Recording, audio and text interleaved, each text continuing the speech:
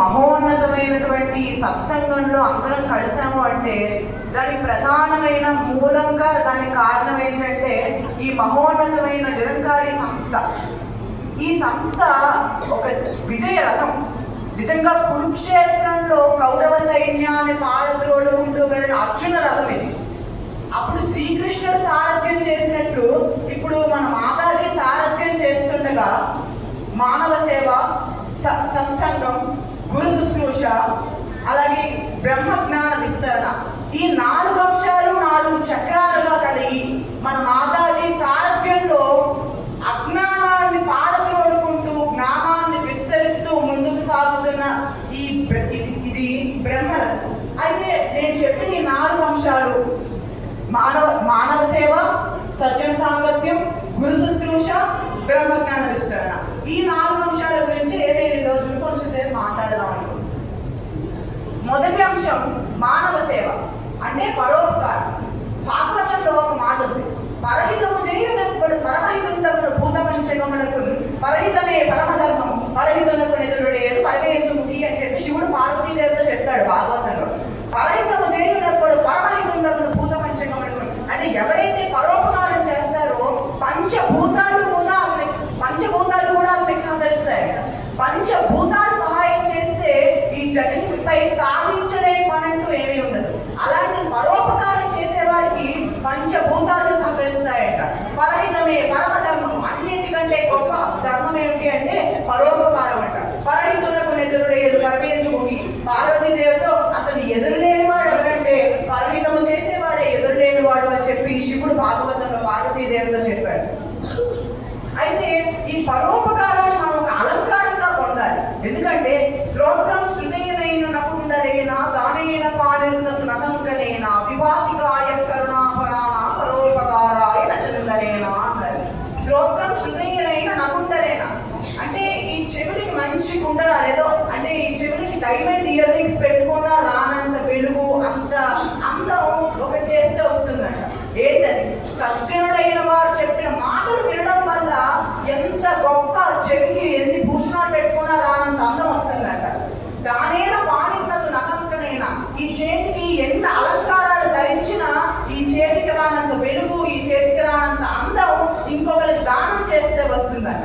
విభాతికాయ కరుణాపరాణ అంటే ఎంత మనల్ని మనం ఎంత అలంకరించుకున్నా ఈ దేహానికి రానంత అందం కరుణను చూపిస్తే వస్తుందంట.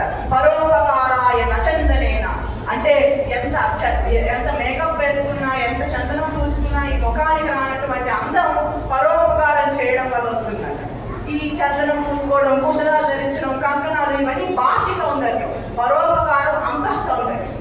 బాహ్య సౌందర్యానికి అంతః సౌందర్యానికి భేదం చెప్పడానికి నేను ఉదాహరణ చెప్తాను. ఇప్పుడు మనం ఎక్కడికో వెళ్తున్నప్పుడు ఒక వ్యక్తి మనకు కనబడ్డారు, పెద్ద కారులో నుంచి బయటికి దిగారు, మంచి కాస్ట్లీ బట్టలు వేసుకున్నారు, ఒంటి నిండా ఆభరణాలు పెట్టుకున్నారు, ముఖం కూడా వెలిగిపోతుంది. అంత చూడడానికి అంత బాగున్నారు కదా అని చెప్పి ఆ వ్యక్తి ఫోటో తీసుకొచ్చి మనం ఇంట్లో పెట్టి పూజ చేయం కదా. కానీ ఇలాంటి భూషణాలు ఏమీ లేకుండా కారు నడుపున ఒక చేతి కర్ర సహాయంతో వస్తున్న, ఒంటి మీద గోచి తప్పించి ఇంకో గుడ్డ మొక్క లేకపోయినా, ఏ అలంకారాలు లేకపోయినా మనం భగవాన్ రమణుల ప్రతిమ కనబడితే అది మనం ఇంట్లో తీసుకొచ్చి పెట్టి పూజ చేస్తాం. అది బాహ్య సౌందర్యానికి అంతః సౌందర్యానికి ఉన్న భేదం. అయితే ఇది పరోపకారం. నేను ఎక్కడో పుస్తకంలో ఒక మాట చదివాను, తెలుగు దాతల దాన జన వేణిలో గిరులు ఉప్పెనడై కలిగిన దినంకుడు కలవు అని చెప్పి. అదేదో అతిశయోక్తి అనుకోకూడదు మనం, అది నిజం. ఎందుకంటే దానం చేయడాన్ని తమ జీవితంగా బతికిన డొక్కా సీతమ్మ గారు లాంటి వ్యక్తులు పుట్టిన ఈ పుణ్య భూమిపై మనం పుట్టాం. డొక్కా సీతమ్మ గారి వైభవం సామాన్యమైనది కాదు. ఆవిడ దాన గుణం తెలిసి బ్రిటన్లోని ఒక ఆఫీసర్, బ్రిటన్లోని ఒక జనరల్ గా సెలెక్ట్ అయితే ఆయన పట్టాభిషేకం ఆ రోజు. ఆయన డొక్కా సీతమ్మ గారు లేకపోతే పట్టాభిషేకం చేసుకొని అన్నాడు. అప్పుడు డొక్కా సీతమ్మ గారు ఎన్ని ఉత్తరాలు పంపించినా ఆవిడేమో ఇదంతా నేను దైవత సేవగానే చేశాను తప్పించి నాకే సన్మానం వద్దంటే ఆయన డొక్కా సీతమ్మ గారు లేకుండా పట్టాభిషేకం చేసుకోవాలని ముందు వరుసలో కుర్చీ మీద డొక్కా సీతమ్మ గారి ప్రతిమ పెట్టి బ్రిటన్ లో పట్టాభిషేకం చేసుకున్నాడు. దేశాలు కూడా వ్యాపించింది. అది మన తెలుగు దాతల దానజల వేదిక. రెండవ అంశం సత్సంగం. సజ్జనానాం దర్శనం పుణ్యం అన్నాడు. అంటే సజ్జనుడైన వారిని దర్శించినంత మాత్రం చేత పుణ్యం కలుగుతుందట. సత్సంగం అంటే ఏంటి? సజ్జనుల యొక్క సాంగత్యం. ఈ సత్సంగం మనకి ఇవ్వడితే అంటూ ఏమీ లేదు, ఏదైనా ఇస్తుంది.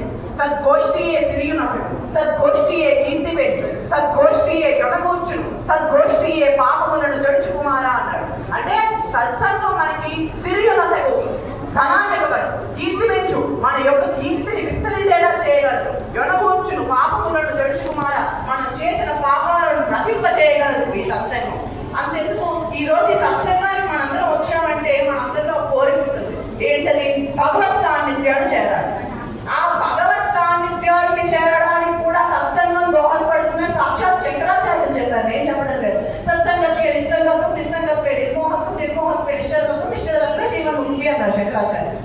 సత్సంగత్వే నిస్సంగత్వం అంటే మనం సత్సంగానికి వస్తే నిస్సంగత్వం అంటే వాంఛలతో మనకి నిస్సంగత్వం అయిపోతుంది. సత్సంగానికి వస్తే మనం వాంఛలను త్యజిస్తాం. నిస్సంగత్వే నిర్మోహత్వం, మనం ఎప్పుడైతే వాంఛలను త్యజిస్తామో మన చుట్టూ ఉన్న బాహ్యమైన వస్తువుల మీద మోహం తీసేస్తాం.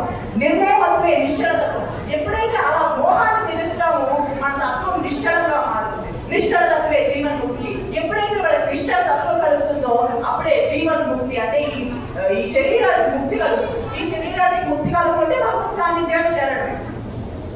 ఏదో కవులేదా పద్యాలు శ్లోకాలు రచించారు కానీ సత్సంగాలకు వచ్చి కూర్చుని అన్ని పనులు మానేసిన సత్సంగాలకు వచ్చి కూర్చుంటే భగవంతుని చేరతామా అని అనుమానం వస్తుందేమో. నేను ఉదాహరణ చెప్తాను.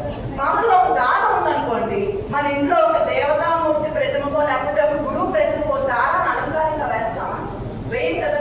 దారంతో పూజేస్తామా? చేయం కదా. అదే ఎందుకు ఆ దారాన్ని అంత యోగ్యం లేదు. అదే దారాన్ని పూలతో అల్లి దాన్ని ఒక పూల మాలలా చేసినట్టయితే ఆ పూలతో పాటు ఆ దారం కూడా దేవుడి సాన్నిధ్యం చేరుతుంది కదా. అలాగే సజ్జనుడైన వారిని ఆశ్రయించినంత మాత్రం చేత మనం కూడా భగవత్ సాన్నిధ్యాలు చేస్తాం.